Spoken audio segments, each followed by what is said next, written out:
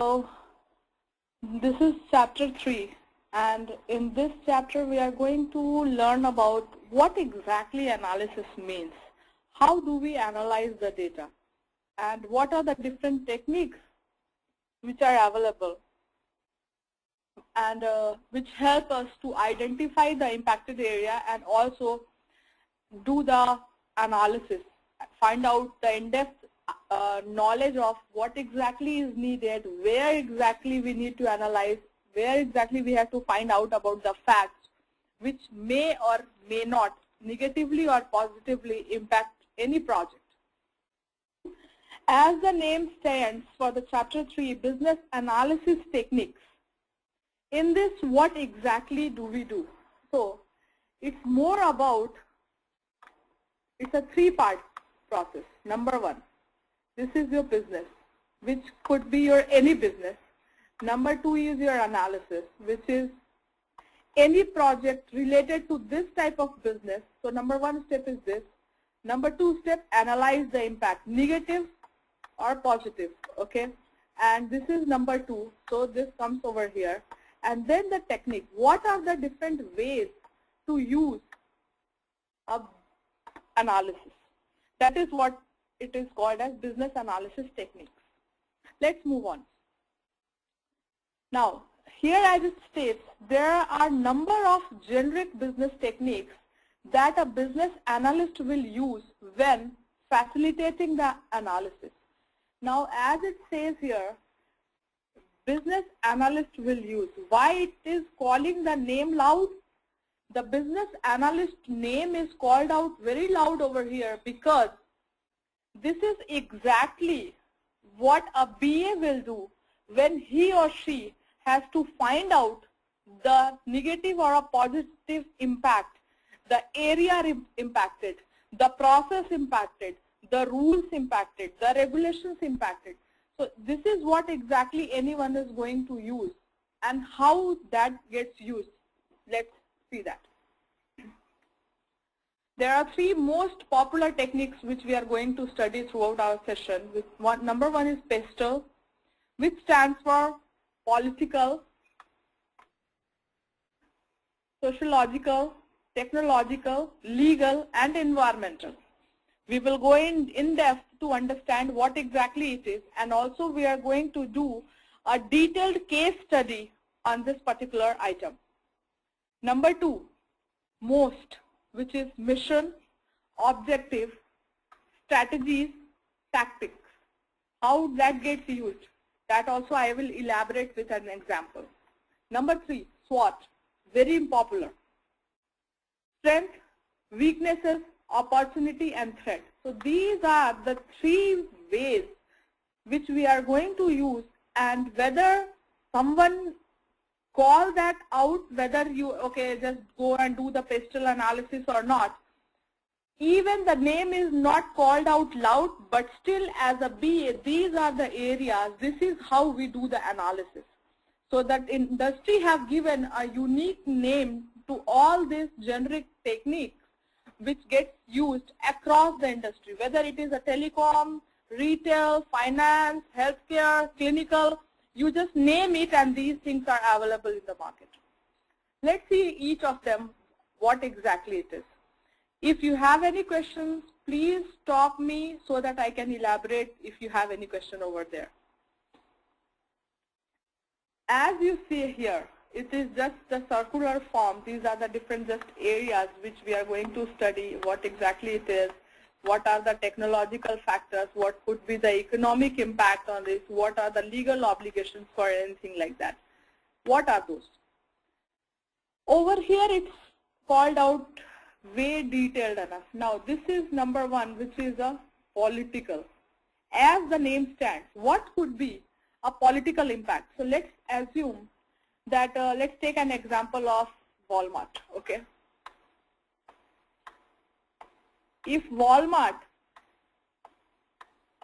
is trying to open a new store, let's say in Europe or any other place, any other geographical location, Walmart is trying to open a new store, what exactly you can consider while you are working on a project. Whether it is on a business analyst level or whether it is a financial analyst level.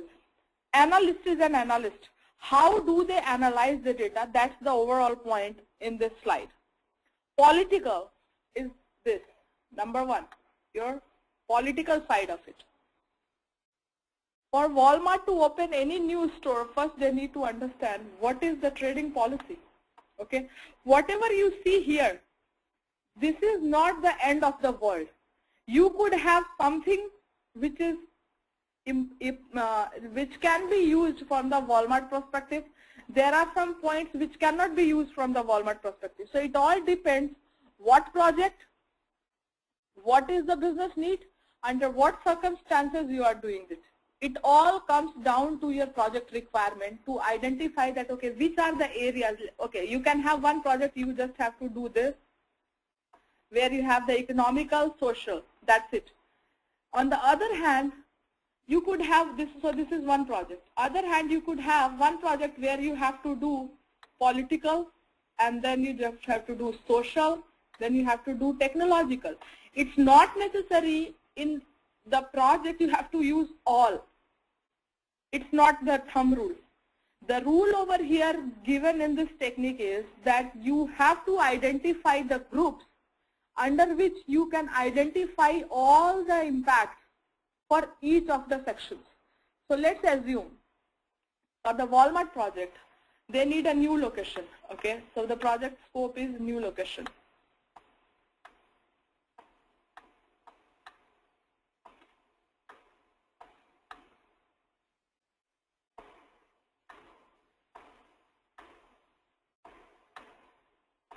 This is the project scope.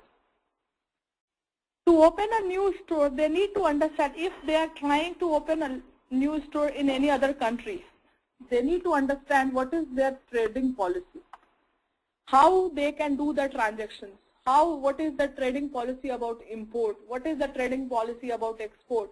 All these things they need to understand. Okay, what is how their foreign policies are, whether it is flexible, whether it is very rigid, all these type of they need to understand. Government changes. Okay, government changes means what are the regulations? Like for example, in India, you can have the Indian investor who will own more than 50% of the stock or in the partnership, and the foreign investor will have less than 50%. So it could be something like 51%, for example, Walmart. 51% Bharti or any other Reliance could have, whereas your Walmart will hold 49% of the share. So it's kind of these are the government policies which can impact, like Syria, for example. Syria, there was a war. There is a means internal issues. So what could happen? So right now, if an investor is looking to start some investment into Syria, that is going to impact because the government is not doing so great at this point of time. So these are the different facts which you need to understand under the political area, that what could impact your project budget or overall project. Shareholder and their demands. Let's say you are trying to outsource something. Whoever is the shareholder, how they can impact that.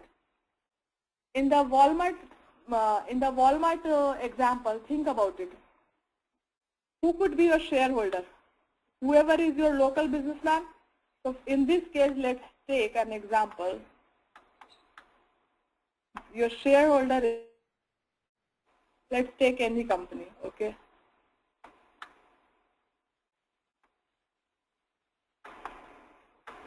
Reliance. If they are the shareholders, they will tell you what you can do, what you can't do, how much authority you have from the foreign investment perspective, how much authority you have to take the decision. All these things, end of the day, impact your business. That's how it comes down to. Then your funding. If it is a government project, your funding can impact, your political funding have a major impact on your project. That let's assume in the Medicare project. What is Medicare? In America, people pay Social Security. When they are paying the Social Security, and let's say the government shuts down the fund. That fund comes from how people are getting the social security benefits. It's coming from the government. If government says that, okay, I cannot approve this fund, then what happens? That is the political issue. Like one Republican say approve it, Democrat says no, we cannot approve it. Then what happens? That becomes a political impact on your funding. Same goes for the government leadership, lobbying, how lobbying works, how much money you have, how much paperwork you have to showcase, and if you are lacking some paperwork, how much extra money you have to pay, foreign pressure, conflict in political arena. So all these things, end of the day, comes down to your political impact. How any local government policy can impact you in a positive or a negative way. On the other hand, you have the another area which is economical. Okay, how that can impact. Economic impact in the sense disposable income, unemployment level. If the unemployment level is high, then creating a new marketplace for the job employment can help you. Whereas if the local market, the local labor is not getting that much of work, and you try to bring in the foreign employees, then that is going to impact you. So that is one of the economical impact. Foreign exchange rate, interest rate. See, what you have given over here is not everything which implies over here. But these are some of the areas which you need to understand from the economical perspective. Okay, so it's all about economics. How, let's assume it's a non-profit organization. Usually non-profit organizations get lot of tax rebate. Okay, they are like, okay, if you invest, and this is, I'm giving an example from the non-profit. If you invest 30% of your amount on providing local employment, then you will get the tax relief. So that is something kind of a tax benefit which they are getting it to support the economy. That is economical factor. See, always remember, whatever we are explaining over here, it's not necessary you will be doing it in every project. But there could be some project where you are just doing the economical impact. There could be some project where you are trying to see social and the legal impact. There could be some project where you are doing the technological and the environmental impact. Okay, so it is very versatile. Always remember that. Now let's come down to social impact. How social is going to impact the project? Ethical issues. Ethical issues in the sense, let's say you have a remote location, okay, which is in altogether different company, where you see that where the people are not very friendly, they do not interact, they try to hide that information with each other, they are not very friendly with their colleagues. So all these things are social issues. This can again impact the project. How this can impact the project? Because if people are not that friendly, behavioral wise, they are not so professional in terms of sharing an information, then what is happening? There is a stop. Whatever information you are, let's say you are sending some information from America to Canada, for example, and there is a team in Canada. Canadian environment is not that supportive, not that great. So whatever you are commuting to the, let's say the Canadian lead, that lead is not passing on those information to their team members. Now team members are suffering and they are the ones who are actively working on that, but they are getting very limited information. So it's a block of information which is negatively impacting the project. That is what is your social impact. Law changes, very important, something to understand. Law changes affecting social factor. If you see that there are some countries who doesn't promote women as a working professional. There are many countries like that. What happens? If you have a staff as a woman, very hardworking, very professional, but when it comes down to promoting that woman, then you realize that okay, they are not very happy because that country doesn't like it. So what happens? That's their law. By law, even though you want being an American to promote that girl, but you cannot do it because their local law doesn't support that. Take this example, view of media. Let's assume that Pfizer, very big company in the life science from the clinic, from the pharmaceutical side, very big name. Pfizer is trying to launch a new medication in the market. Before the medication can be launched in the market, they have done some kind of a media advertisement. Something went wrong with this advertisement where media have forecasted some information which is negatively impacting it. Or let's take an example of Nokia. Nokia was doing okay when the BlackBerry or this iPhone was launched. Nokia was down, but still when Nokia was not doing that great, the Nokia CEO criticized the product publicly. What it did? It impacted the project. It impacted the product to go down further. Their market dropped because people stopped buying Nokia at that time because the CEO itself is criticizing the product. So what is it's influenced by the media, because media was able to showcase whatever the CEO said. So this is view of a media which can make people and which can just put it on the ground. So these are all the things which can come under social areas which you need to understand on any project if there is any impact socially. Now, think about it. I'm giving another example. KFC. Okay, KFC around 96 or 97. They opened a new branch in India. That was the first branch which they opened in Bangalore, KFC. That was the first time they came. When they came to India, they didn't realize that what they use to fry the chicken is the pork fat. That's what they use. Now in India, eating a pork is a big thing, which is socially, okay? So their success was impacted by that because people were opposing to that product because of the pork fat being used, and people don't eat pork over there. So it became socially unethical to make a use of a KFC product.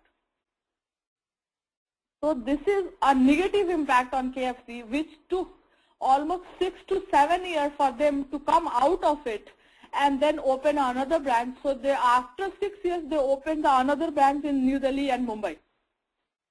So these are kind of a social impact which can again make your project.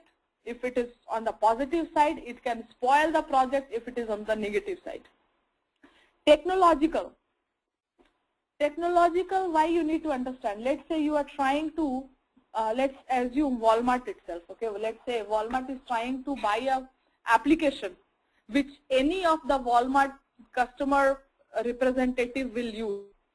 There are so many products out there in the market. How do they find out which is the best?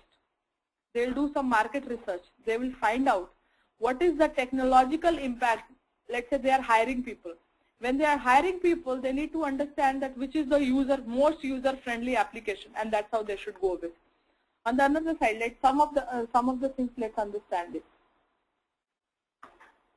Technological development, research and development, trend in global technological advancement, associate technologies, legislation in technological field, patents, licensing, access into the technological field, consumer preference, consumer buying trends, intellectual property and its law, how mature a certain technology is, information technology, communication.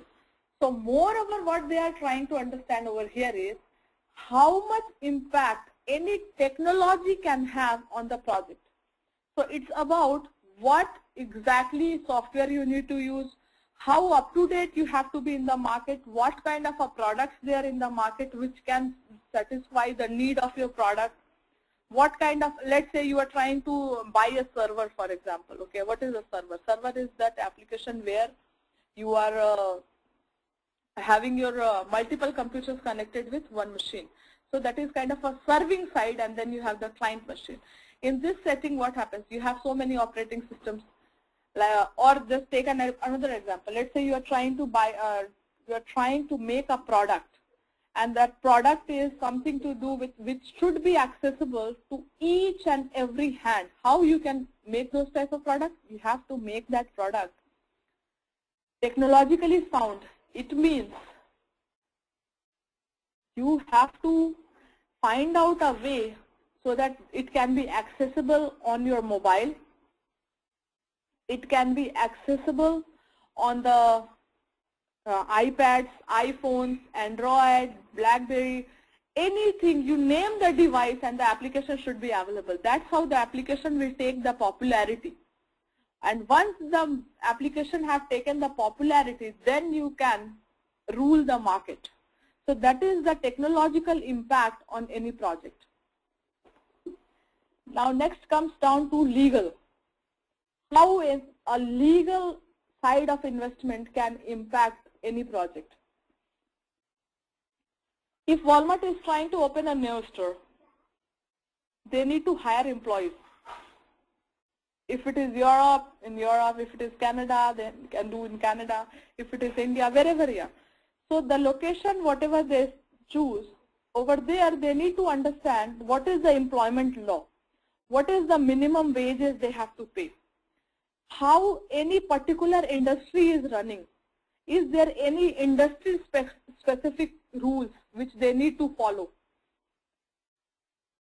And so it's more about regulation. What are the regulatory bodies available in the market? So it's all about regulation, and that's what comes under legal.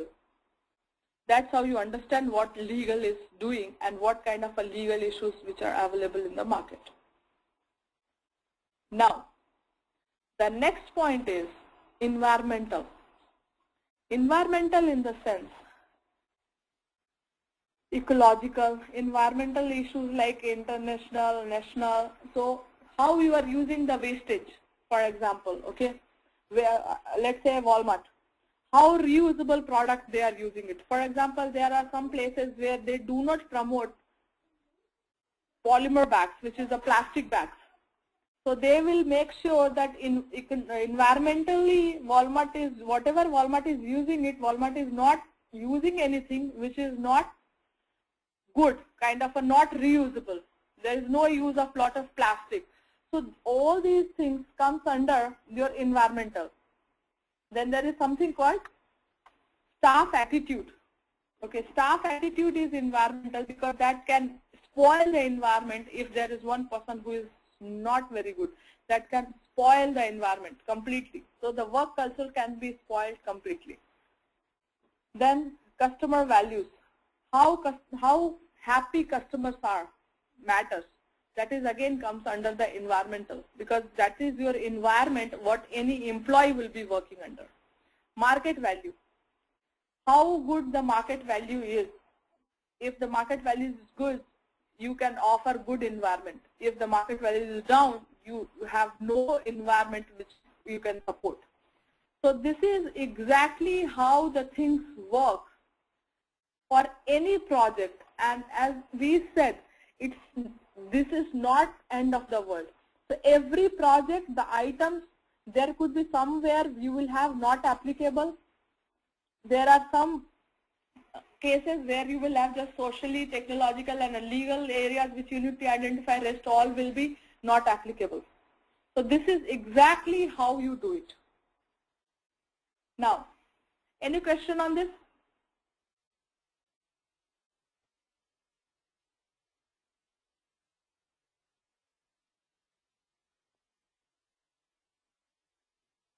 Okay. Let's move on to the next slide. Most As the name stands, mission, objective, strategy, tactics. What exactly it is? How do you analyze? Let's take an example. First, let's read it and then I will elaborate each of the areas. Mission. The mission of an organization should be the goal. What is that goal of a company? What is the goal of a corporation? What is the goal of the industry? That's what the mission is.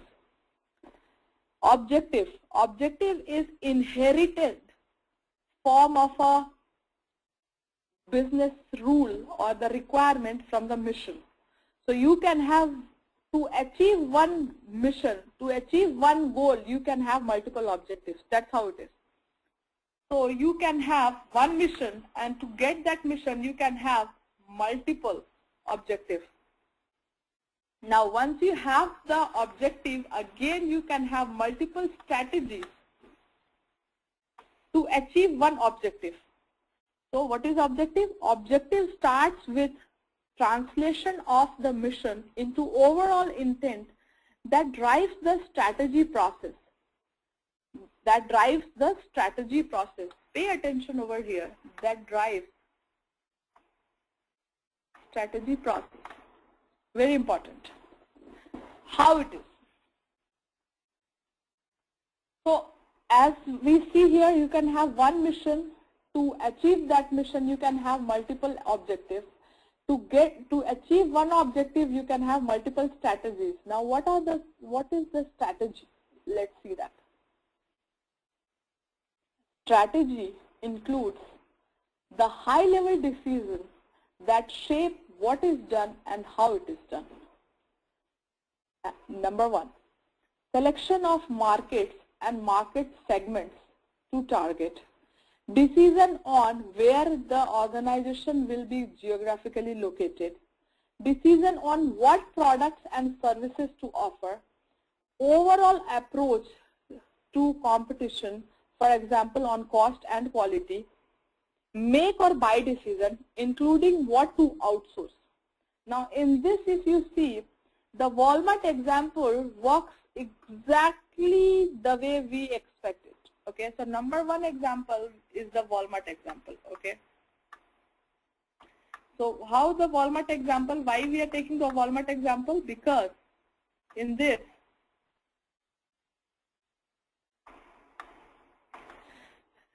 strategy of market and market segment to target. So what kind of a market we are targeting, that matters, because according to the market need, if it is a new generation, let's say you are trying to keep the product, what kind of a product you will keep in Walmart? Whatever the youth is using it. Okay, so whatever is the average age, you need to target the average age of that particular geographical area, and according to that you have to keep the brand in the store. Decision on where the organization will be geographically located. The location, you need to analyze what is the most demanding place geographically where your Walmart will survive. Decision on what products and services to offer. Now, what kind of a, like there are some Walmarts where you have this vision centers also, where someone can go and get the eye checkup. On the other hand, there are some Walmarts where you have Subway, there are some Walmarts where you have McDonald's. So it all depends what product, what services to offer. Or let's say the oil change and all those things. These are the services. If there is no demand for the service station, then you will not have the service station. So that decision is important. Overall approach to competition, for example, on cost and quality. So now there are other stores also available which is similar to Walmart.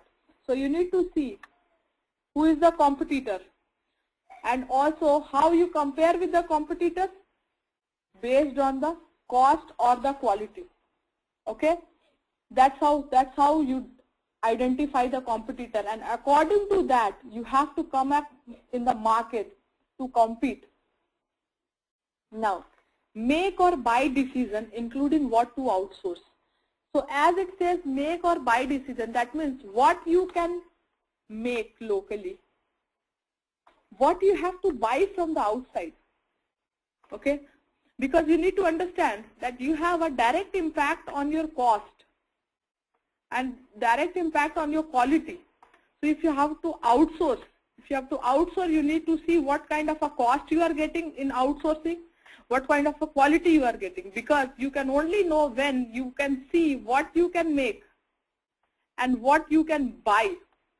Whatever you can make, you cannot outsource, so you will not outsource that, okay? Whatever you can't make, that you have to buy it or outsource it. So that's a strategic way to dealing with the objectives. Tactics. Tactical planning takes strategies, decision, and figure out how to implement them in practice. Let's say one of the strategy is to outsource, for example, over here. Now you need to find out a way that, okay, how to implement that. How you will implement that? You will find out which are the vendors which are available in the market from the outsourcing perspective. So let's say there is a local manufacturer, local vendor.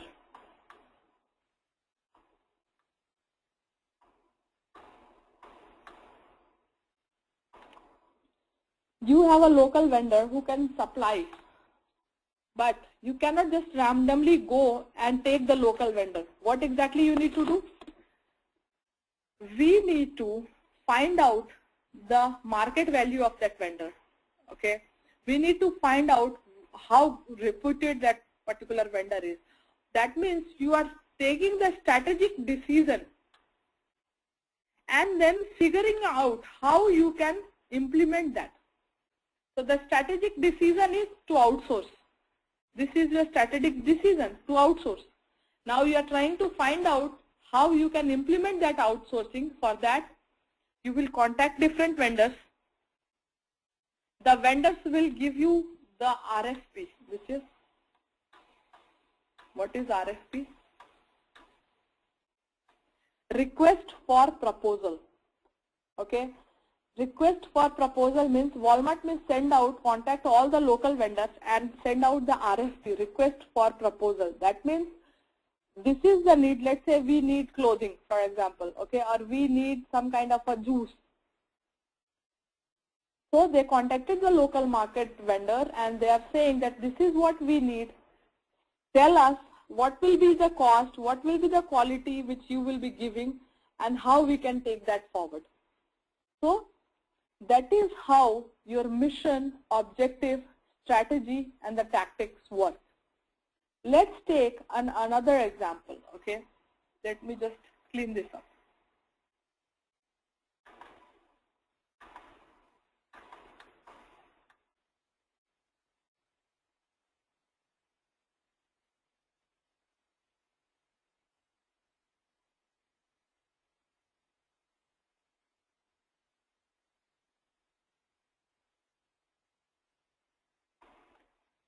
Now,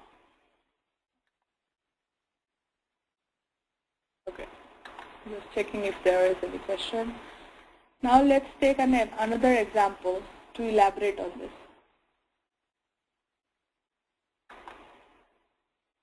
Now in this, we have I'm just going to draw a small org chart, okay? So you have CEO. Then under CEO, one side you can have a CFO, Chief Financial Officer, and on the other side you can have some senior directors.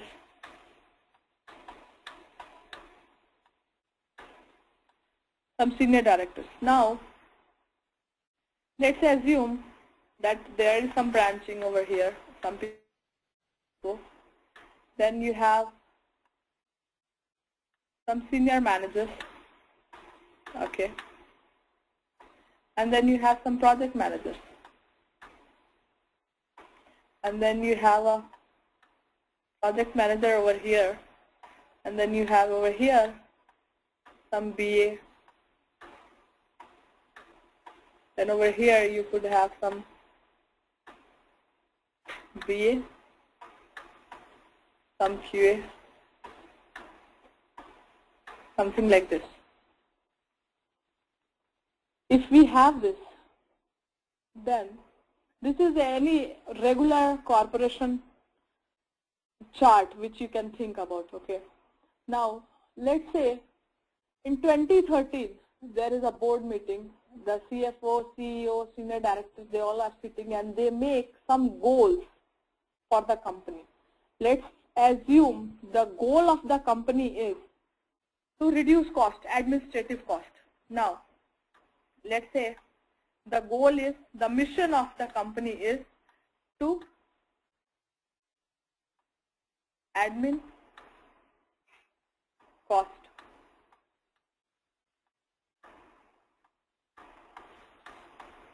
By 20%.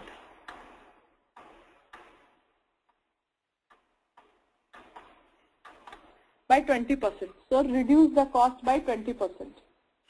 This is the company's objective. Company's mission, not objective. This is company's mission. Company goal is to reduce the overall administrative cost by 20%. Whatever it is today, reduce it by 20%. So if it is, let's say 100K, make it 80K. That's what it is. How we'll do the most analysis in the given project? To do the most analysis, what we are going to do, we are going to first understand the mission of the organization, mission of something called MBU, Management by Objective. We are going to take the mission of an organization, of the corp, of the corporation, and then that mission will be communicated to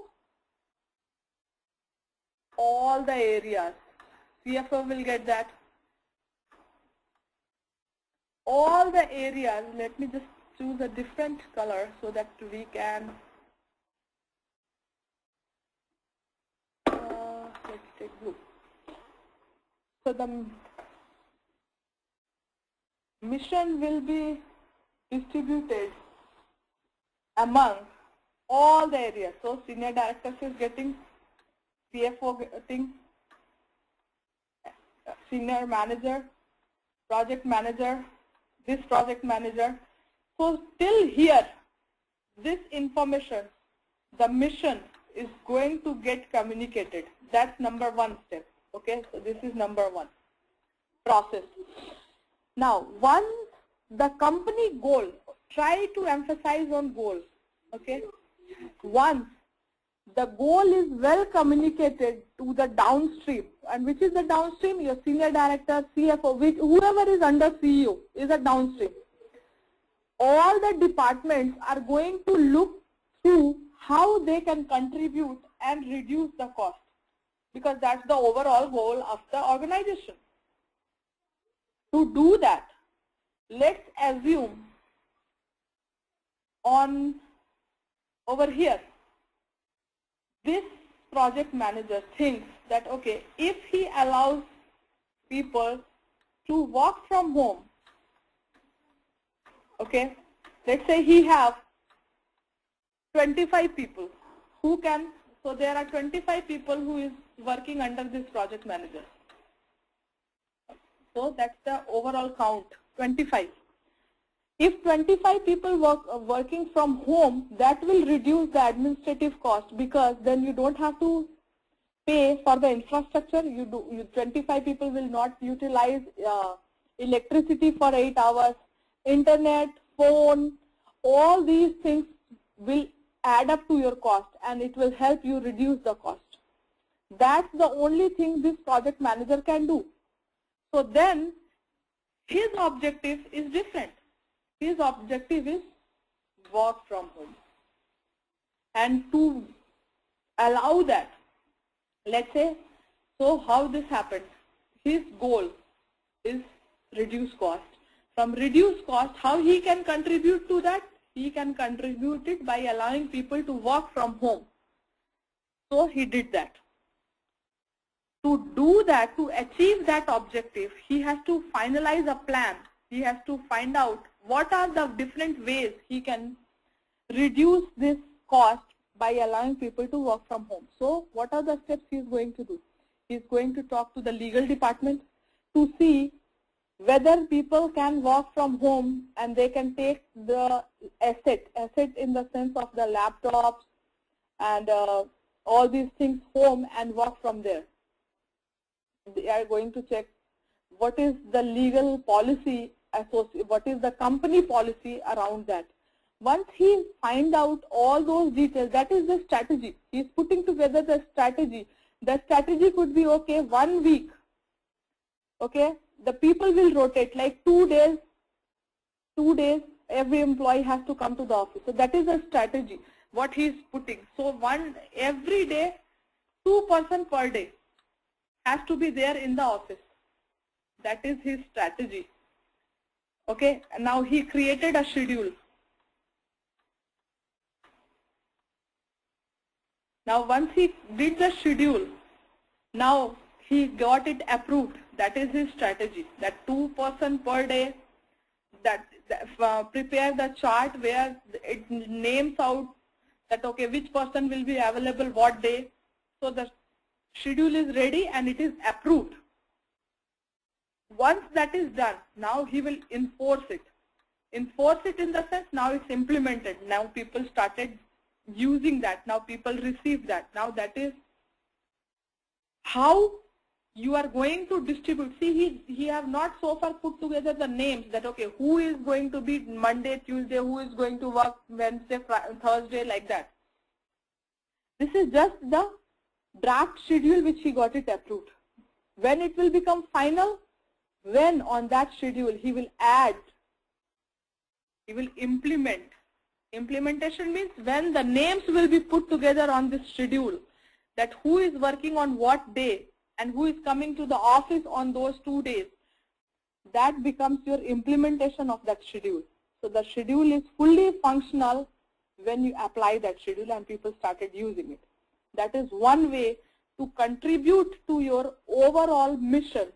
So this PM took the objective of working from home and accordingly he worked. On the other hand, let's see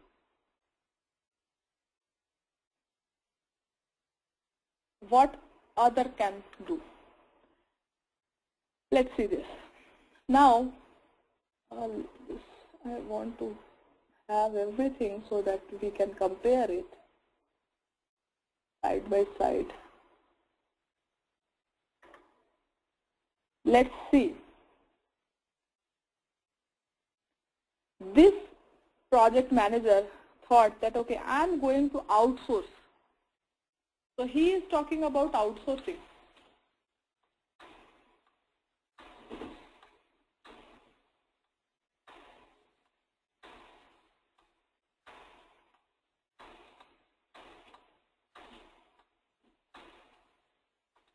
Outsourcing.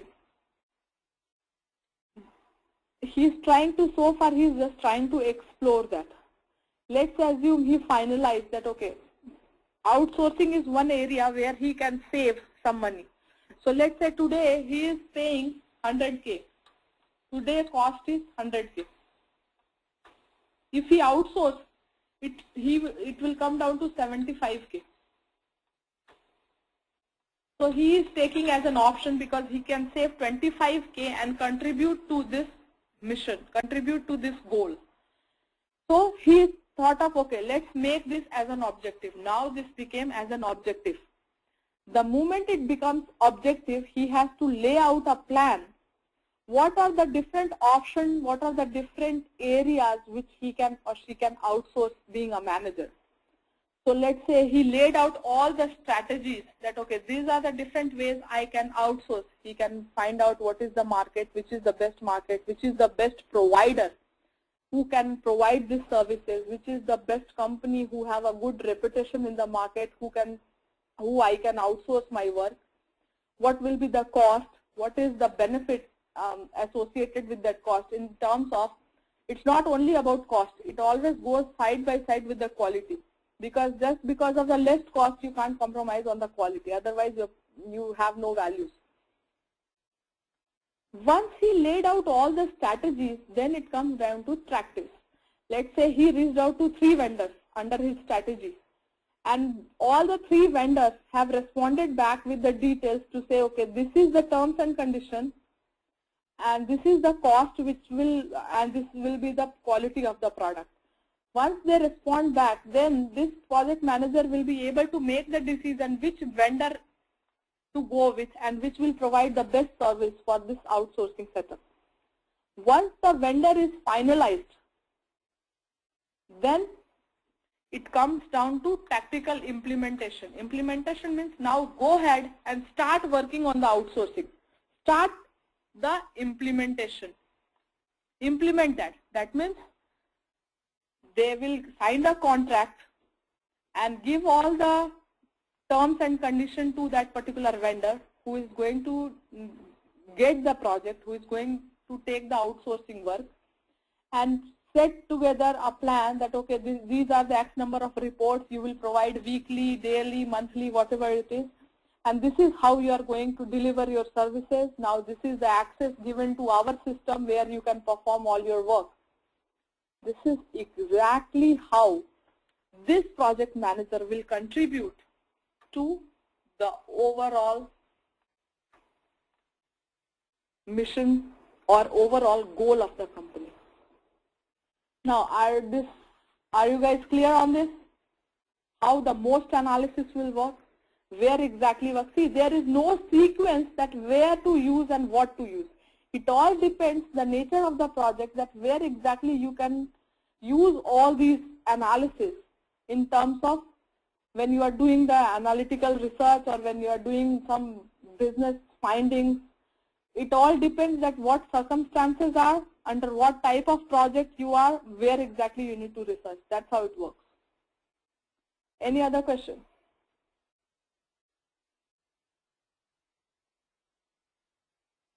Any question on this, guys?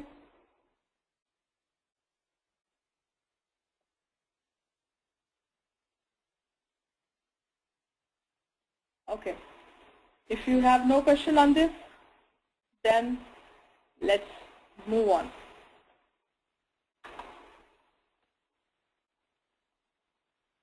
Number 3 is SWOT. What exactly it means. Okay, how this is going to support the analysis, how helpful it is, what exactly do you analyze in the SWOT analysis, what kind of a details you need to keep in mind when you are doing the SWOT analysis. As the name stands, strength, weakness, opportunity, threat. See, always remember, strength and weakness is most of the time, 90% of the time, always internal factor. So you can have a strength which is a project strength, and you can have a weakness which is a project weakness. On the other hand, the opportunity is always external, which any project can utilize it. And also the threat is most of the time always external. Very less likely to have an internal threat, but you can have internal threat, whereas always it is about external entity. So in strength, you could have what does, and we are talking about just the strength right now. So you can have something like, is company strong in the market? If the company is strong in the market, that is the strength. If company is not that strong in the market, that is a weakness. Now, what company does well? Okay, well in the sense, is company specialized in anything?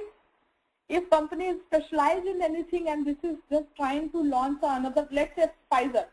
Pfizer have big name in the market. So if they are launching any other medication, they are well reputed brands, so they won't struggle. their strength is that they are pharmaceutical companies, that is their strength, and they are having a good brand in the market, so that's their strength. On the other hand, let's say somebody starts off a new firm, a pharmaceutical firm. Now, that is a weakness because that company is new in the market. That is a weakness that they don't have a brand name yet. But on the other hand, what could become their strength if their product have good quality, okay, the FDA approved, and also according it satisfies most of the criteria from the FDA, which is the FDA is the federal regulation through which every drug has to pass through. So that becomes their strength. Now, weakness. What company does poorly, in the sense that what is the weakness, what company is bad at? Bad at in the sense, let's say their marketing team is not that great. That is a weakness of a company. If company have lot of financial liability, okay, its market is well aware that, okay, Pfizer has to pay X million dollar payback, okay, because they have taken the loan from federal or somewhere. That is a weakness because people don't try to rely on the companies who are under big liability. That is a weakness. Opportunity. Opportunity could be something like that. Let's assume that right now, what is the opportunity from the any pharmaceutical perspective? The opportunity is because of the life-changing events, because of all these new type of products which are coming in the market, whether these products are related to your cosmetic products or whether these are some kind of food products, all these frozen products, people are utilizing it. As an outcome of that, there are some new diseases which are coming and people are getting diagnosed with that. So what is the opportunity for Pfizer over here? The opportunity for Pfizer is to expose people to new kind of a medication which they can take it as an opportunity and get benefited by that. So this is kind of a new market for the Pfizer to sell new kind of a medication which people will buy because they are imposed to forcibly to new type of systems because of their lifestyle, because of their eating habits. Threat. What comes under threat? The threat could be anything, internal or external. Let's assume when they are trying to do the research, there is a person who did not disclose, a person under the Pfizer, there is a clinical analyst, okay, there is a clinical analyst, clinical research analyst, who did not disclose some of the I would say after effects of taking the medication. Then what happens? The drug will go in the market even though there is some side effect of that medication, but that person who is the clinical research analyst did not expose those side effects publicly. Then sooner or later, the people who started taking those medications will come to know that there is a side effect about that particular medication, and the market will start going down, down, down, down, down. So this will be, so the graph will be how it will be like that. So there is a product launch. Product launch, it goes like this. The moment it gets saturated, people started using it, will start fall sizing, and then it started coming down, and there will be one stage just because, so here you get to know the side effect of it, okay, so this is the point, you got the side effect.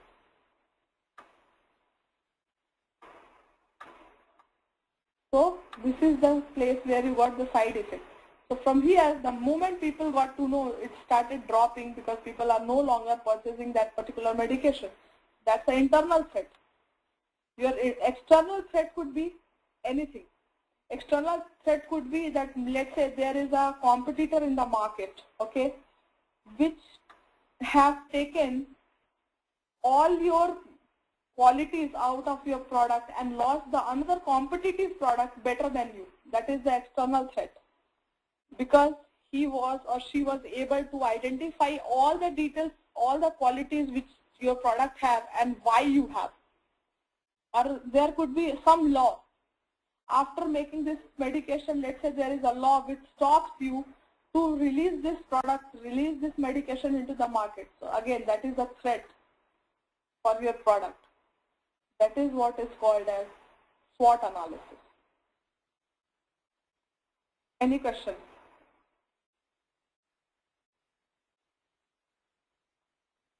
Any question on this, guys?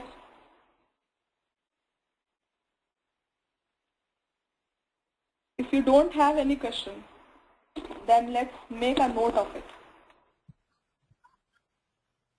This is the case study which I want you guys to do it.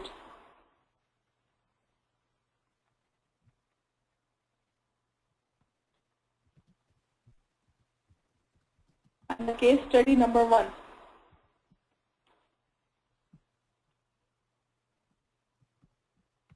Pestle analysis on Affordable Care Act. Number 2, expand the most analysis on the affordable. So moreover, Affordable Care Act. That's number 2. Number 3 is SWOT analysis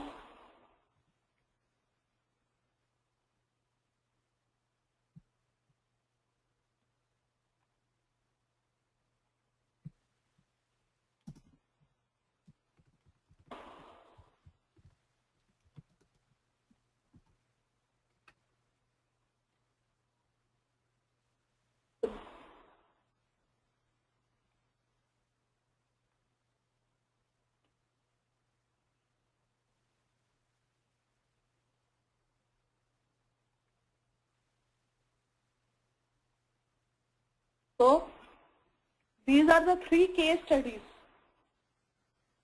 which you have to do, and what exactly you have to do is that number 1, you have to do the Pestle analysis.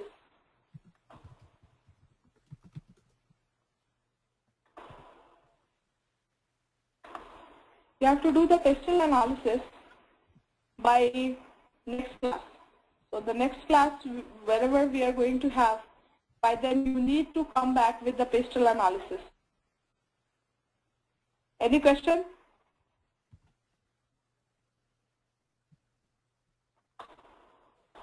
Any question? No. Okay. Now when you come back, I want you guys to just pay attention how you categorize the details in P, E, S, T, L, E. Whatever is not applicable, just make it as not applicable and then move forward. Once in next class, we will see that, okay, whatever assignment you do, please submit it so that I can get to review it. And then if you have any questions, we can discuss this in our next class about this particular technique. Now, any question on SWOT?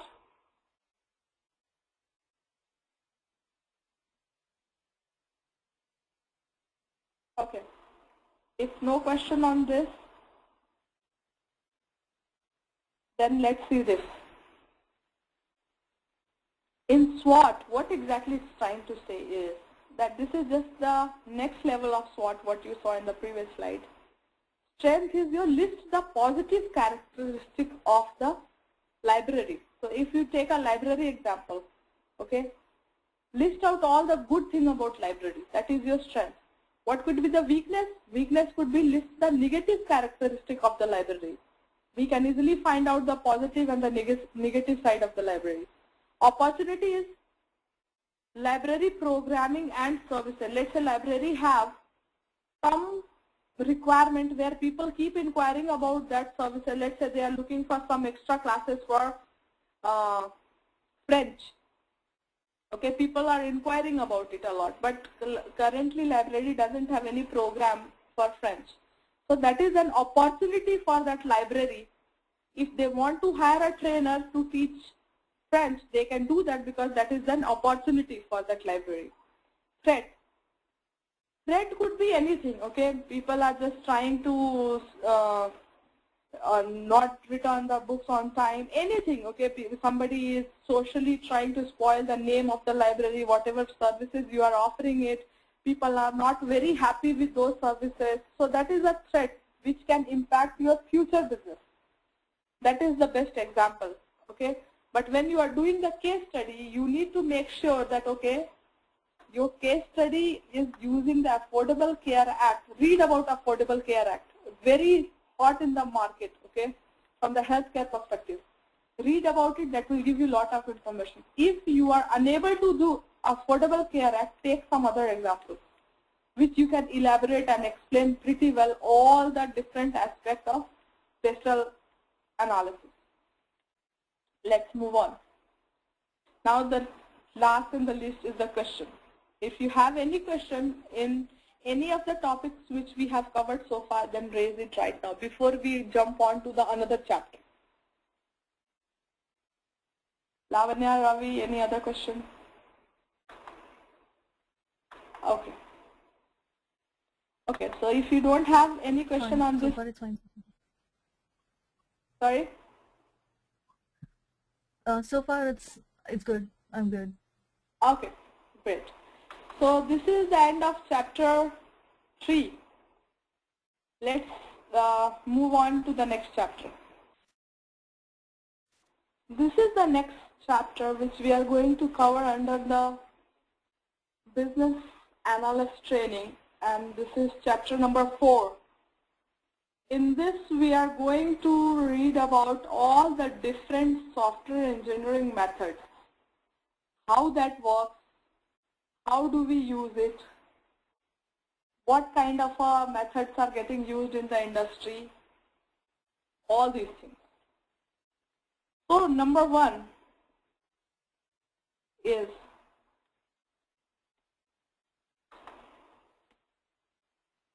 Waterfall. Okay, what is Waterfall, how that works, and what are the pros and cons of it, how successful it is. All these things we are going to study in detail. The next one is your Rational Unified Process, which is RUP. Very famous in the market. You get lot of interview question on this. So very important again. Then you have the RAD methodologies. Not that important, but still good to know in case somebody is asking some questions. So we'll do the familiarization about this. Then Agile. Very hot in the market, very popular in the market.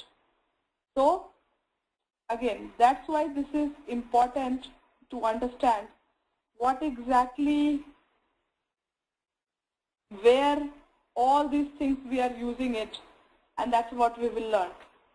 Agile is very latest topic, too much in the demand in the market. So if you understand all these things, there is a very big chance of questions coming on this, because business analyst is not about what you know from the book. It's all about real-time experience, how you simplify the problem which is given during the time of interview. So let's say you are given some question or a problem statement by the interviewer, and they have given you some problem statement to say that, okay, the project requirement is blah, blah, blah. How do you simplify it? Which method do you think will be successful? So always think from the Waterfall, RUP and Agile perspective. Very less likely to go and think about RAD and prototype, because these are the 3 common methods which are very high in demand: Waterfall, Rational, and your Agile. So always try to explain from that aspect. Now, if we need to understand that where to use waterfall, how to use waterfall versus any other terminology, then how do we do it? Now, number one, let's see what is waterfall. As in this diagram, as we see, number one is your analysis, okay? What is analysis means? Analysis means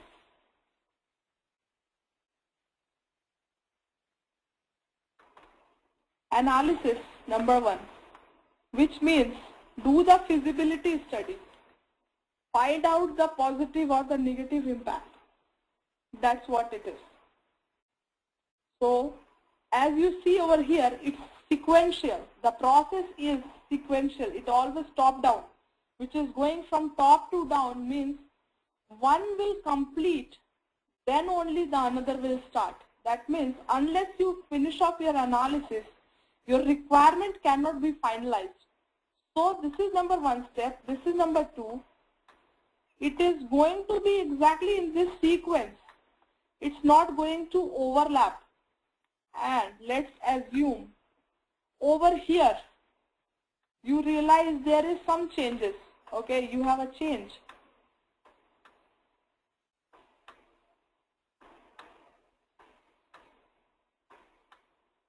What do? You go from here to here for the change request. And then you again start from number 1, 2, 3, 4. So no matter where the change comes, you always start from number 1. It's always like a fall. Why it is a fall? Because it is kind of a water. You will never find a water going bottom to up. It's always up to down. That's how it is. So that's why it is a top down. And that's how you do it. Now, when you do the waterfall analysis, you need to understand that once your analysis is done, you start writing on the requirement. You start documenting all the requirements. Once you do the requirement, then you are going to design it. What is a design? Design is the system design. It's more about system specification, okay, how system is going to utilize that requirement and convert it into more technical form. Means you design the table, what kind of a table is required, you design the line of code that, okay, which type of software you are going to use. All these comes under designing. Now, then it comes down to your implementation. Implementation is nothing but it's a construction, okay? It's called as construction too. It is construction. That means whatever you designed, now let's start building it. Let's start coding it. So design is more about kind of your blueprint. Implementation is your execution, means you started executing that process by writing the piece of code. That's what your implementation means. Think about it. When you have to build a home, what you do? First you design. Design is your architecture. That is the blueprint of your house. Once the blueprint is finalized, then only you move for the actual implementation, like digging out the ground, then putting together the pillars, beams, insulator, all. So that is all part of your implementation, construction, execution. These are all same meaning, but it's just a different way they are used. Now, once you do the implementation, then it comes down to integration and testing. What integration and testing means? That means, let's say there are 5 areas, or let's assume the construction example which I gave. Let's say there are 4 sides of the house. Now all the 4 walls need to be integrated together.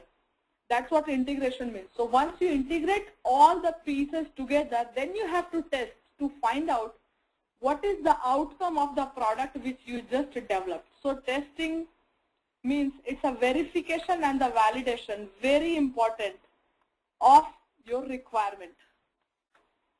So you are verifying, and on top of that, what you are verifying over here, you are verifying that whatever was your analysis, whatever was your requirement, whether your product meets that criteria or the requirement specification or not. What you are validating the kind of a data structure, the kind of a design you laid out, which was approved, whether that product satisfies that need or not. That's what it comes down to, your overall testing and integration. Once you do that, that means you are ready with your testing and the integration phase. Once you are done with your testing and the integration phase, then the last and the least is your operational and maintenance. That means your acceptance, the delivery acceptance. Means whatever product you created over here, whether that is acceptable. If it is acceptable, then it goes operational. Operational means it is ready for your daily use. So think about that DMV application, the software which agents are using in the DMV office. Unless that software is not ready, they will not use that system by sitting over there in the office. They will be using they will be doing some paperwork or something like that. Once the software is fully approved, fully functional, satisfy the requirement, then they put it on the location where it is ready for the excessive use. Think about it, the medication. Medications, what happened? All the pharmacy benefits what we get, all the medications which we take. All those medications are an outcome of the research and development. So when that medication is under research and development, it's not sold at Walgreens, CVS or any other drugstore. Because that research is under trial period where they are trying the medication, trying to see that, okay, how it reacts on the animal, what is the chemical reaction, all these processes the drug has to go to. So any drug almost takes 15 to 16 years of timeline before it gets launched in the market. So that drug is not functional, not operational until the time it is not released and FDA approved. Still it is in the testing mode, where over here, because it's not fully satisfy the need of the market, and on top of that it's not fully in line with the requirement specification. The requirement specification is that, okay, at what kind of a disease needs to be treated and who are the targeted audience. Once that drug is ready for market use, then it comes down to Walgreens, CVS, and Walgreens, CVS is the end user who are going to sell out those products to the consumer like us. And that is your operation and maintenance. That means bring that medication on the stores, let people buy it, use it, maintain that. That is what your waterfall means. So the feature over here, what it says, there is no go back. If you have to go back, you have to start it from one. Again, you can't do like, okay, after implementation you identify the change and you just go over design and change the design, and again you do not touch the requirement, you do not do the feasibility analysis of the additional requirement. It doesn't work like that. That's what the waterfall model is. Now, any question on the waterfall?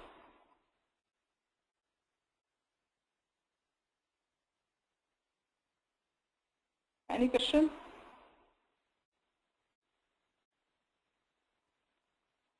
Okay. Sushmita, is this still used? I mean, is this model still used in companies, or it was just a past thing? No, this is, as I said, this is a very common method which are getting used by the companies. Okay. Okay. So there are three models which are very demanding in the market. Number one model, which is that very new model, which is Agile. Mm-hmm. Waterfall is the oldest model. Right. The second popular model is RUP. So according to current demand, you have Agile, Waterfall number 2, RUP number 3, because that is what the industry trend is. That's how people are using it. Okay. Okay. Now, The next one is, any other question?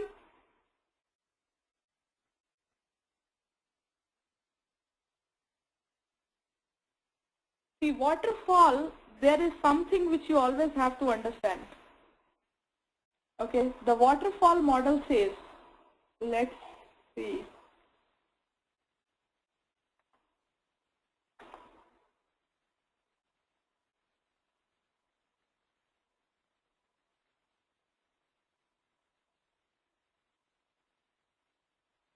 This is about waterfall. Number one,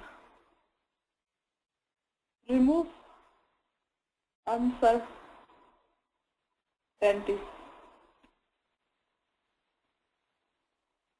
Remove uncertainty in the sense that since the one phase goes one after another and it is sequential, it's not parallel.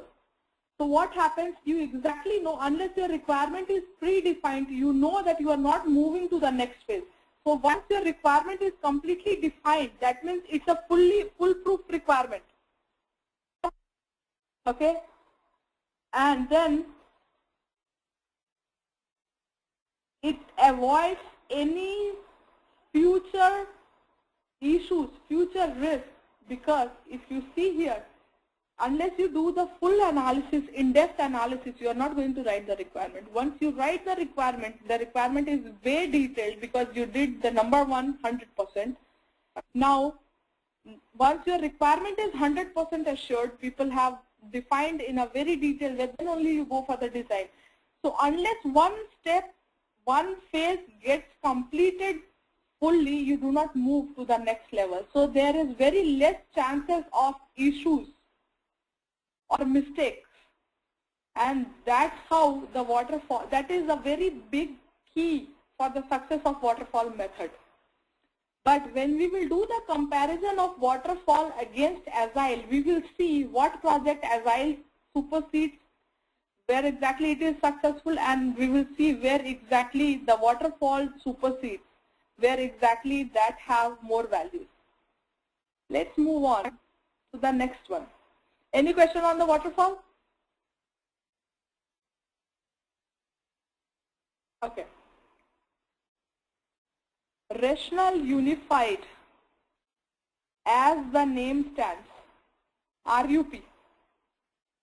Okay, very popular in the market from the documentation perspective.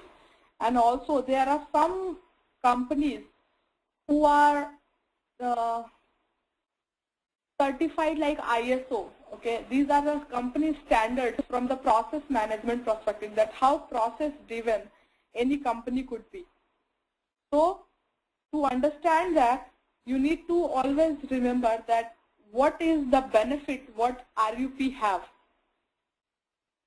and what kind of a project may use RUP. That's what you need to understand. So first, number one thing is, what is RUP? What are the cycles? As you see here, this is a cycle.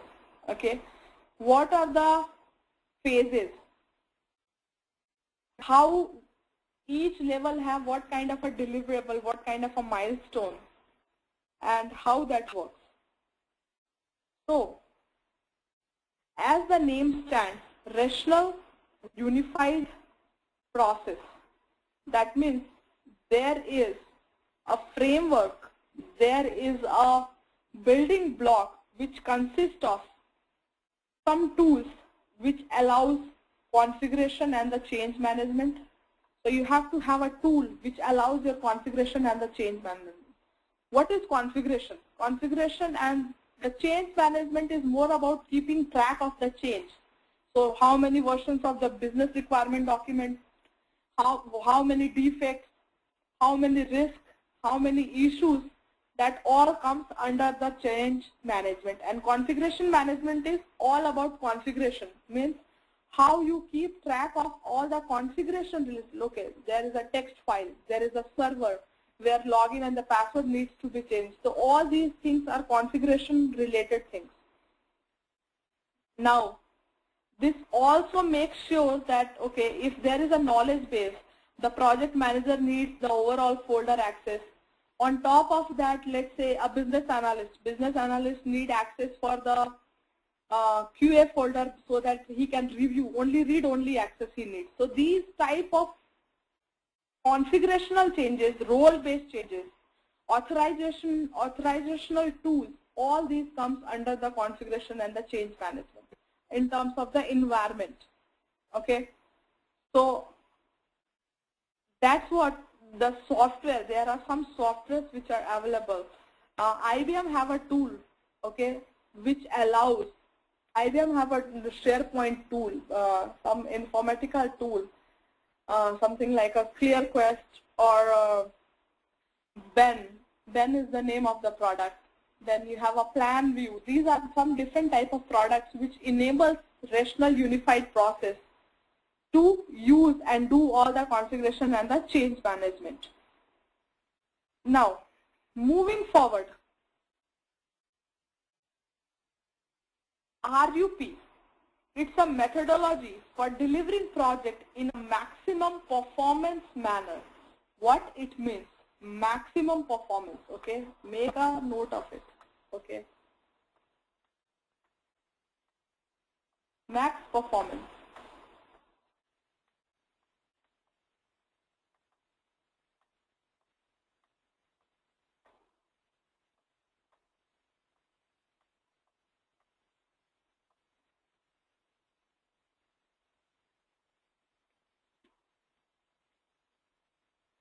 RUP means maximum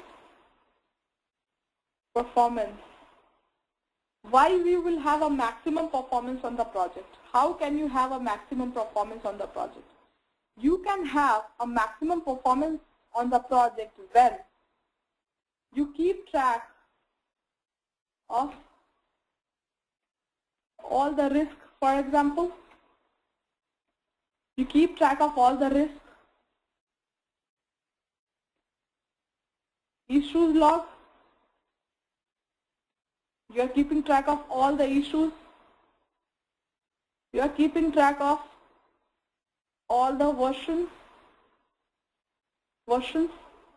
of the changes for any document. If you have a business requirement document, if you have a technical requirement document, all these things you are keeping track of it. So what happens when you try to keep track of all the details, then you try to manage that information properly. So it is because of 1, 2, and 3, all the minute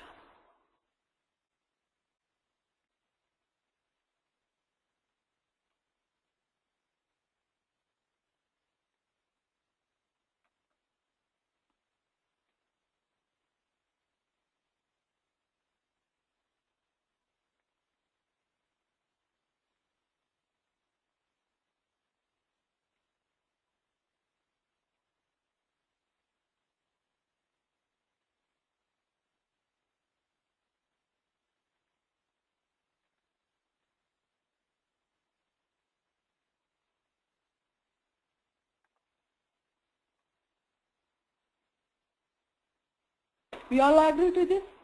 If you are keeping track of all the risk, if you are keeping track of all the issues, if you are keeping track of all the versions, whether it is a defect, whether it is a document, design document, any architectural changes, the moment you try to record everything, the moment you try to make a log for each and everything, then your work becomes more manageable.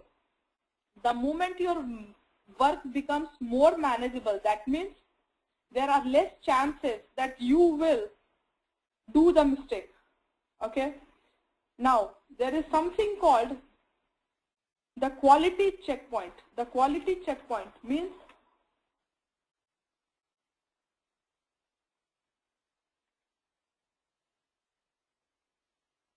checklist, quality checklist or quality checkpoint. That means After every stage,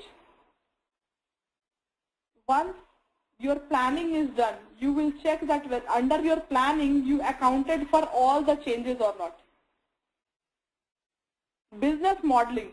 When you are creating a business model, you need to make sure whatever you have planned, all the impacted area you have captured under your business model. So you have a sales, you have a marketing, you have recruitment, then you have a training, all these part of your business modeling, for example, which I am taking, okay? So if you are accounting for all the areas under your business model which you used for your initial planning or planning, then your business model is successful. You are not missing out anything because first of all you have documented everything. All the documents are up to mark, and then you are keeping close tab of each and every changes. So your business model is right. Now, when your business model is right, then you move on to the requirement. When you are doing the requirement, then you realize that your requirements are inherited from the business model. So again, this is a very high level requirement which you wrote over here. And then your design and analysis is going to drill down further from the technical perspective. Okay? Now, technical perspective means your requirement, when you do the business requirement document, then it goes through the technical team who is going to design. But on top of that, it's not that just blindly they are going to take your requirement. They will take your requirement. On top of that, they are going to tell you that, okay, these are the problems in your requirement. These are the problems in your the requirements, the feasibility of that. Okay, whatever requirement you have given over there, out of 5 requirements, only 3 are feasible because 2 what you are asking require lot of funds. So when you do that, then what happens? That means their design will be impacted. If they are telling you, that means they are talking from the technical perspective over here that, okay, they are doing the technical analysis to make sure that the design is correct and design have no negative impact. Now, moving on, once the design is done, to implementation. When they come back to implementation, their implementation is again, what was the implementation? Implementation was your very detailed form of execution. Execution in the sense that, okay, now whatever you design, let's code it. In the technical term, in the software term, it's a coding. You do the proper coding. Okay? And when you are doing the coding, you need to make sure that all that implementation, all the code is in line with your design. So let's say you coded it. After coding, you go to the next mode where you go for the testing. And this testing is more from the quality testing perspective. Quality testing in the sense that you have to understand that the QA is trying to make sure that all the requirements, all the changes, all the software which you see have all the requirement which you have asked as part of your requirement document. And that's how you do your testing. So here, this is number 1, number 2, number 3, number 4, number 5, number 6. See, it doesn't go here. So how it goes? 1, 2, 3, 4, 5, 6, 7, 8. That's how it is. So the sequence is, you do the requirement, you do the analysis and design, then you implement, then you test, then you evaluate. Evaluate in the sense that, okay, get the approval from the business or the end user who gave the requirement to make sure that whatever you tested by whatever was tested by the QA, that your final outcome, your final product in lines with your requirement. That's what it is. That's what your evaluation means. That's what you are evaluating the product to make sure it satisfies the business need, satisfies the requirements what was given on the step 2, what was the business model. All these needs are satisfied. Now, the key over here in RUP is the configuration and the change management. Configuration and the change management, environment. Now, the key point over here is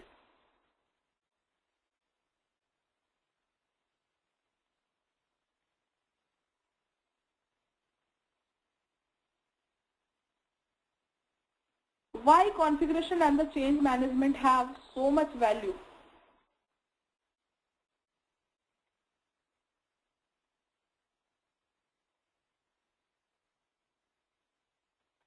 This is the most critical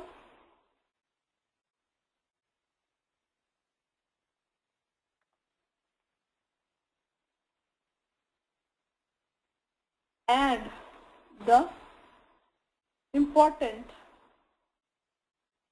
factor for RUP. And why is that? See, what access level, very important.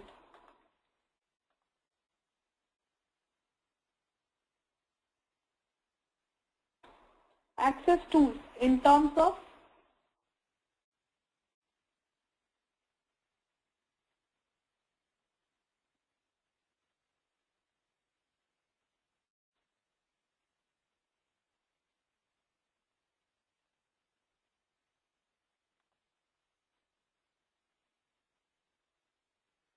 roles. Roles in the sense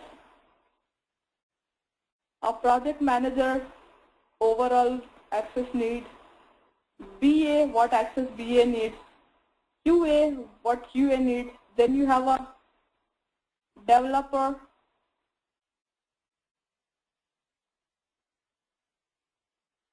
will have a different access, okay? So then the next point is your environment. Why environment is important? Environment is important because if it is, just try to correlate access with environment. Let's say it's a development environment. Developer needs full access. Okay. Number 2, let's say it's a test environment. In test environment, we need full access. UAT environment, user acceptance testing, that's what, it's an end user. End user and BA need full access. So these are the things which are very important for RUP. This particular area plays a very big role in RUP, and that is why it's more efficient in terms of, because the moment you have more processes enforced, that means the quality of the product will be better, because now you did not do any work in rush mode. You spent proper time, you documented all the necessary details, you took all the analyticals, you recorded everything, and now you have all the factors which are available. So how it works? You do the planning, initial planning, then you plan based on the next level of details, then you design the business model for any work, write the requirements, do the analysis and the design from the technical perspective, then do the implementation, do the construction or the coding, then you do the test from the QA perspective, then the end user does the evaluation from the end user requirement perspective.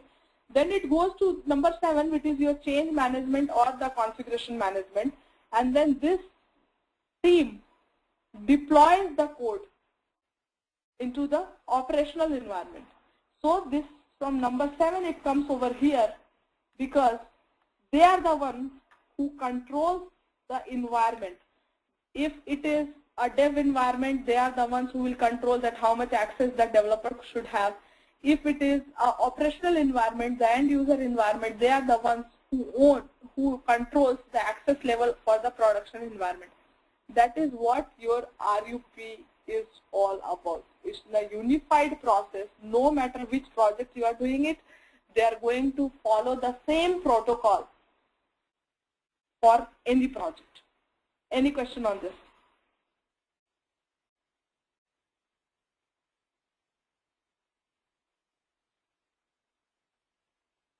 Any project, guys?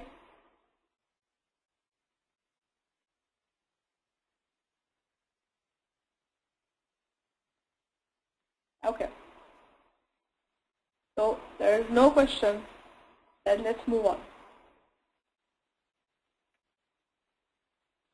RAD, as the name stands. Just checking if there is any other question. I don't see that. Okay. As it says, rapid application development. Where exactly do we use it? Okay. How do we utilize this method? Okay. What is the success level of this project, this method? That's what we are going to read over here. So let's see. If we are going to use the RAD method, how we are going to compare that with any traditional method. Traditional method is something kind of a waterfall where we go one step at a time. Okay. So now rapid application model, as it says, there could be multiple processes which can go in parallel. Okay. There are many softwares which are available in the market. Okay. So you need to understand that this is where we can go one requirement at a time in this mode, and we can go with multiple problems at a time and try to get the outcome of it. So let's say there is a problem statement, problem 1 and problem 2. So we have problem 1 where we are trying to do the analysis and the quick design, whereas on the other hand, we are trying to work on the another requirement, and we are trying to also get the design. Now how we proceed over here? Number 1, we took the requirement, we did the brainstorming and everything over there, and based on that we have moved ahead and thought of working on the prototyping. Now how do we do the prototyping? For prototyping, we take the design, okay, we develop it, then we get, so this is number 1, number 2, number 3, okay. We take, this is the prototype cycle, this is not the overall cycle. Keep in mind, this is just one phase where it goes in circles. Rest all is your sequential. So this process is sequential. Under that, process number 2 is circular. So only process number 2, which is the prototyping cycle, goes in circle. Rest all is one after another. So what you are doing is, you are designing, let's say you need end user needs one report where they want to see all the first name, last name for the DMV users, the number of people visited on Monday. That is one report they want. So what you can do, you can quickly analyze from where you are going to put the data, what kind of how many number of fields you are going to use on that report, and all these things you captured. You came here, you develop that design, you show it. Demonstration means what? You show it who is interested in giving you the feedback. You showcase that. Once you showcase, then what happens? You refine it. What refining means? Refining means you need to showcase all the changes which is the outcome of a demonstration. So let's say you develop that report. Now here, when you are doing the demo, this is kind of a demo.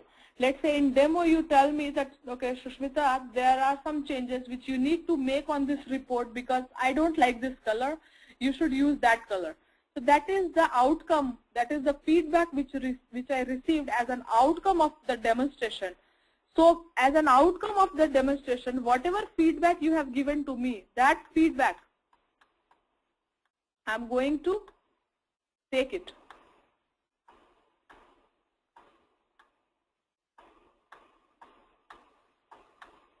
I take your feedback and then refine the product, refine the prototype, and then again to refine that to develop that prototype, then only it will get refined.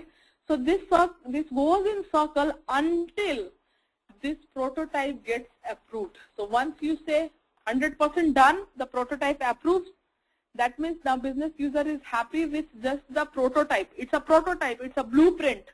It's not a final product. It's just a prototype. They're happy with the demo. Then it goes for the full phase testing from the detailed functionality from the QA perspective. And that's where QA is going to check the positive as well as the negative side to see that, okay, what was the new functionality, it is working according to the new requirement, and whatever was the existing functionality, which is untouched functionality, there is no impact on that. So then it gets tested. So this is your number 1, this is your number 2, number 3, number 4 in a sequential manner. That is what is your RAD method, Rapid Application Development Method. If you have to do it, you have to go with the prototypes. Any question over here? Any question?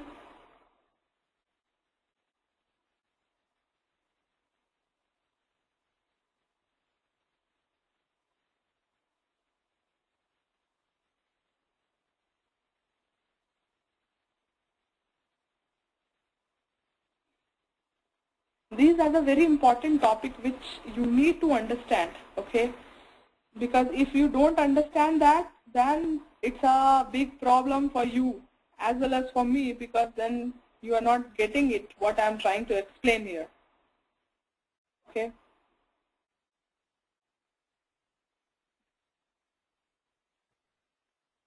Okay, so if you don't have any question over here, okay, yes, if you don't have any question over here.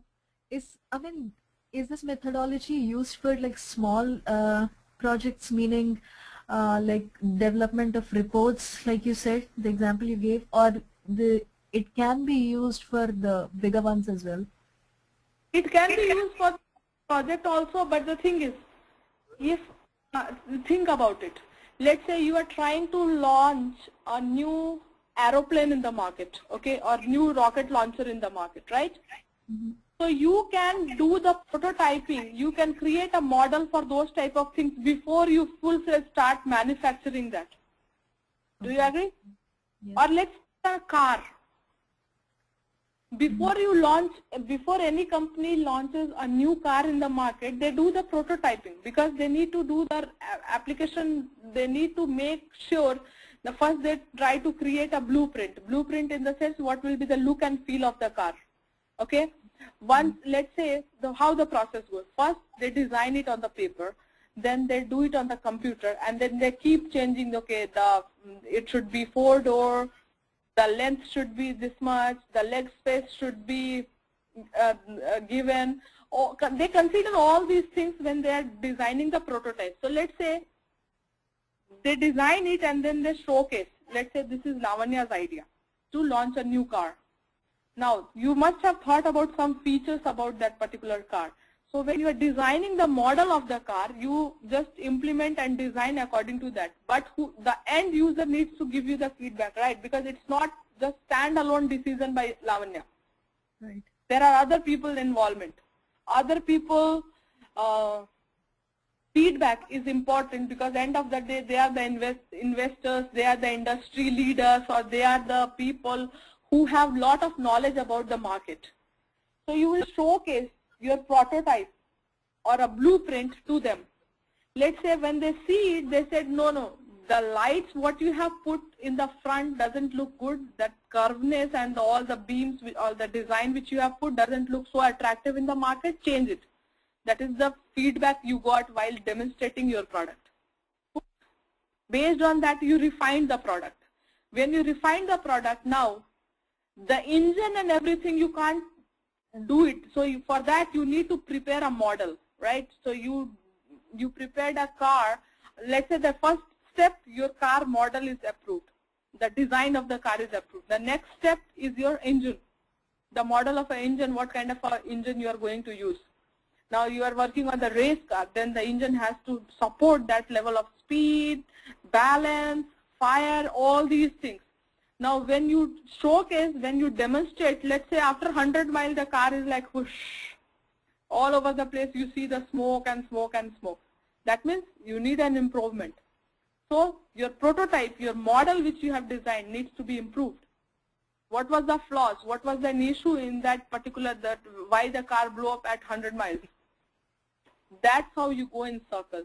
Once you refine, there will be one state where you do not need any more modifications, and then you go for full-fledged testing to say that, okay, test it and see whether it satisfies all the quality checks. Okay? Okay. Are you clear, Lavanya, or do you want me to elaborate again? I'm good, Sushmita. Okay, great. Now, the next one is, before I come here, let's do this, because you need to understand prototyping and rapid application development. What is the difference between these two? As you see the slide, this is circular in nature. As compared to this, prototype is sequential. Over here, there is a cycle, there is a circle for this place. But what is different as compared to the rat against this? Any idea?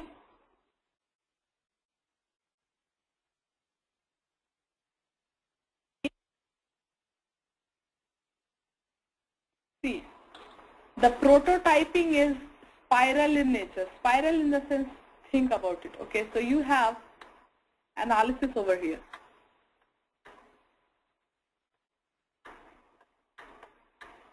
Then you have evaluation.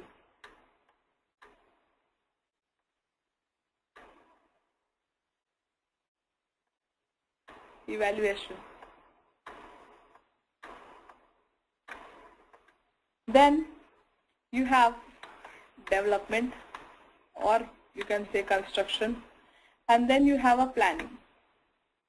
These are the 4 areas which you must think about when you are talking about the prototype model.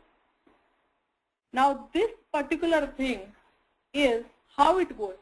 So you start from planning. So this is your starting point. You started from planning, then how it goes, or you started from here. This is your starting point. So you start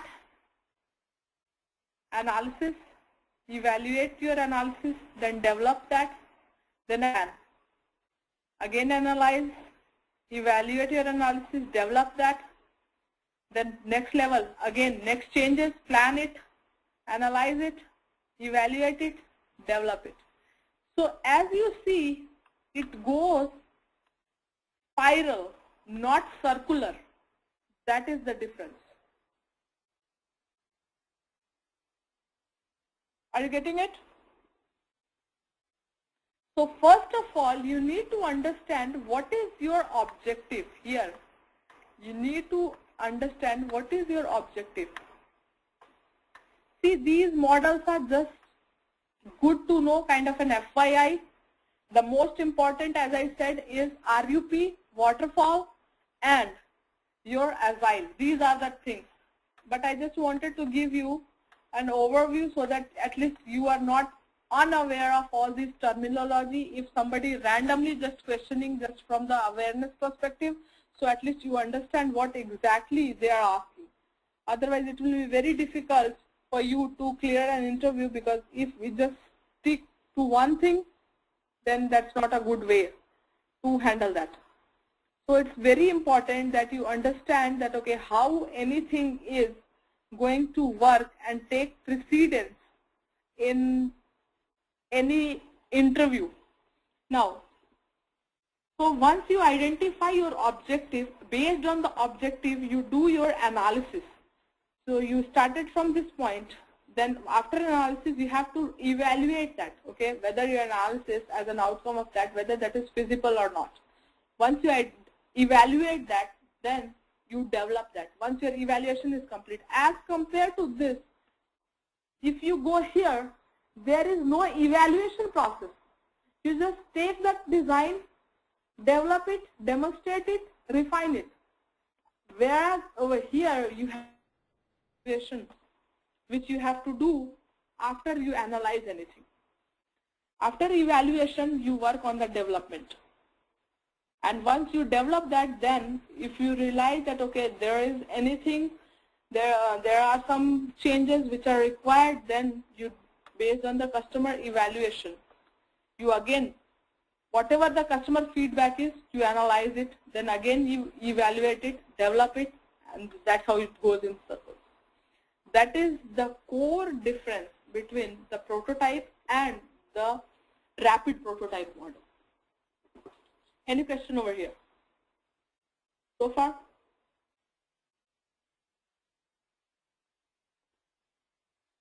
Okay, so the sequence, how it goes: requirement gathering, design it, prototype it, customer evaluation, you get the feedback, refine the prototype. Once this goes in circles till the time you get the final outcome of it. Once the final outcome is done, then you engineer product. Engineer product means start the manufacturing. You are all set, and once you do that, then you are stopped. That is the overall life cycle of your prototyping model. Any question on this? Okay. Now let's, yeah, go on. Is the customer evaluation, I mean, where does that testing come into picture in this? Over here, on this, when you are doing this process, okay, testing is as part of this. Okay. So your testing could be when you are doing this overall planning. So you have analysis, evaluation, development, and then again planning. When it, see, this is just happening for this, okay, when you are building the prototype. On the other hand side, when you are taking the customer evaluation consists your QA also, which is a quality assurance perspective also, to make sure all the norms are met. Okay. That's how you make sure that whatever you are engineering the product meets all the quality checkpoints and you get the refined product. So whenever you are having this particular refined prototype, that means you keep coming in circle unless it satisfies the requirement. Right. Okay? Okay. Great. Let's move on. Agile methodology. Okay. The reason why I have this side by side, because it's very important. So as we have already covered the waterfall, which is analysis, plan, design, build, test, and deploy. On the other hand, Agile, which we see goes in circles and parallel. What it means? See, Agile is a very common methodology which is successful on the project where you can have multiple requirements processing at the same time. So let's think about it, okay? You have a small report. I'm just trying to give you an example. Okay. You have to design a web page. Now this is one field, this is another field, this is third field, and this is, there are 4 fields. And then there is an add button, there is a delete button. Okay, I'm just putting the abbreviation of it. So, there is a delete button, and then there is a report button. This is a web page. If you have to do waterfall on this, what you will do? The first step will be you will capture all the requirement. Then you will work on the overall functionality at once. Means once the requirement is done, then you will design this form. Then you will do the add functionality first. Then you will do the delete functionality first. And then you will work on the report functionality. On the other hand, if you have Agile, what you can do? What you can do is you can start working on your design. The moment you can start, the number one thing, you can start working on the design of this page. Number 2, on the parallel to this, you can start working on the report. What report is doing over here? Report is just pulling the data from the backend, from the table. That's it, nothing else. When you click on this report, it should bring back the data, whatever is getting displayed over here. When you add, it should save. When you delete, the record should be deleted from the table. When you click on report, all the data which is on the table should come back in kind of a grid form or anything like that. So if you have to do that, think about it. If you start designing this page, in parallel to that, this is a parallel processing happening. So this is designing is number 1. The parallel is number 2. Okay. So over here, what you are doing is you are parallelly working on the report. To work on the report, what you need? You can just take for the dummy purpose. You can just take one page with one button. When you click on this button, it should bring back the table data, okay, and display it on the web page. So what happens? By the time this web page is designed with add and the delete functionality, your report is already ready. This is parallel processing. So you are doing a parallel processing to reduce time. So in this, what is analyze, plan, design, build, test. Design, build, test. Design, build, test. So you design it, build it, and just test it. And then once it's ready, deploy. So think about it. Let's say there is some issue with this report. And this is very important. So report you can wait. So you can deploy just this change without this report, and you can deploy it, and then it can be used for the operational use. People can start using this forms, adding and the deleting the data. That functionality is ready. So this is independent process as compared to add and delete process. So what you can do, you can in the next phase, let's say there are some issues you identified in this process 2, the parallel process. This parallel process, they are independent of each other. When they are independent of each other, that means whatever you are doing here, it is going to impact this, but because it's a saving and the deletion of the data. But the reports have no impact on this because it's just pulling the information from the backend. So your report have no impact. Whether this is working over here or not, this functionality will still work. So when you click on, so let's say in phase 1, you go live with this, you deploy this code. In phase 2, after correcting all the defects, you go over here. So the performance is improved because you have not waited for one phase to get completed over another phase. And that is a very important thing when you are looking for the project where you can go. So it all depends where to use Waterfall and where to use your Agile.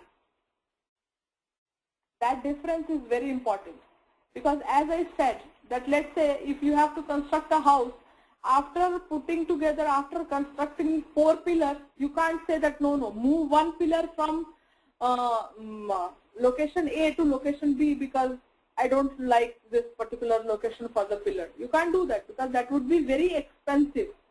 As compared to that, where you can use Agile could be, think about it, you have to paint 4 walls in a house. There are 4 sides of the wall.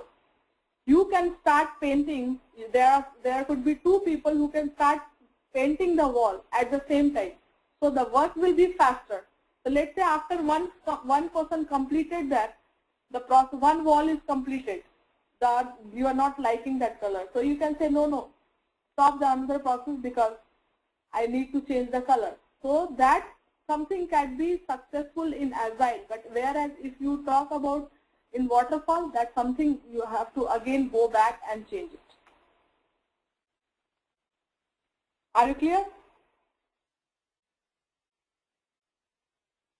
This is a very important thing, okay? So Agile, you need to understand that, okay, how this is going to work against if you're doing the Waterfall. Then you must understand that what are the pros and the cons between the Agile and Waterfall. So in Agile, the best part is the backward scalability, okay? Backward scalability means that whatever you have the accessibility to change the design and then rebuild it. Whereas in Waterfall, you cannot change the decision. If you have built something, you cannot go back and just change the design. You can't do that. So the backward accessibility, the backward scalability is very useful in Agile, whereas in Waterfall, that's not possible. Okay? If we want to change that something Waterfall, we must start from analysis, which is process 1. The another thing is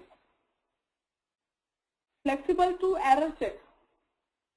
Flexible to error check in terms of if you are doing something from scratch or if you are trying to do it over and over again, where are the chances to catch the error more? When you are doing something repetitive, then more chances to catch the error as compared to sequential. Okay?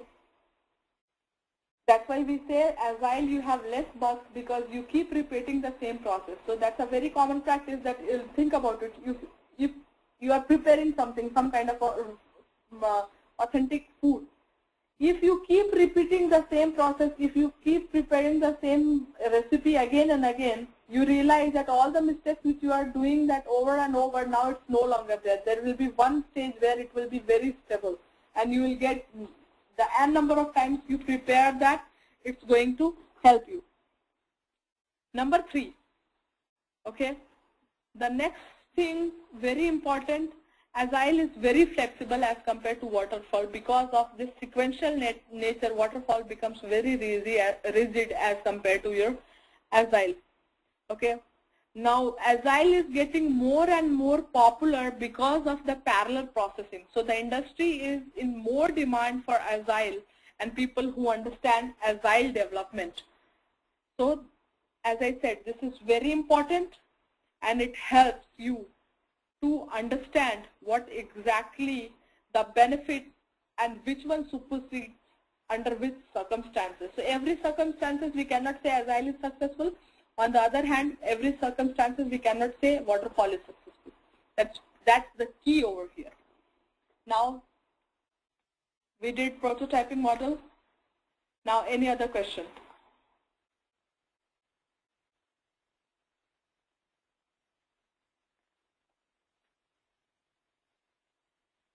Any question on any of the models? Please raise it.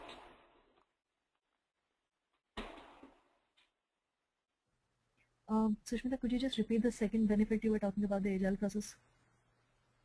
The second benefit I was talking about Agile is, because of its circular repetitive nature, it's more flexible as compared to your Waterfall is very rigid model, where if you have to make any changes, you have to go and start it from the process 1. Whereas in this, it allows you to flexible, where you can make the easy design changes and rebuild it. Whereas in Waterfall, that's not possible. But you need to understand every project, Agile is not successful, or just a reverse to that, every project Waterfall is not successful. So wherever you can use Waterfall, Waterfall is always successful for a very large project, like as I gave you the example, like a construction. Okay, the construction project, if you are doing it, you can't just redo, because just rebuilding the pillar could be very expensive. Similar to that, in the software term, if you have to think, let's say you have already finalized and analyzed that, okay, what software you are going to use, what kind of a computer you are going to use. After buying the computer, there is no going back, because you already invested that amount. So the moment you are going to return that, you are going to see that the price is reduced, what you purchased against what you are going to sell off. Right. Okay? So that's how you need to understand where you can use Waterfall, where you can use Agile. Right? Okay. Any other question?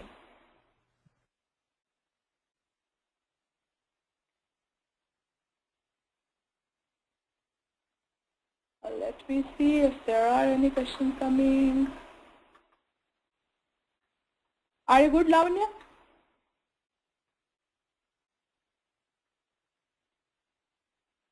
Okay, great.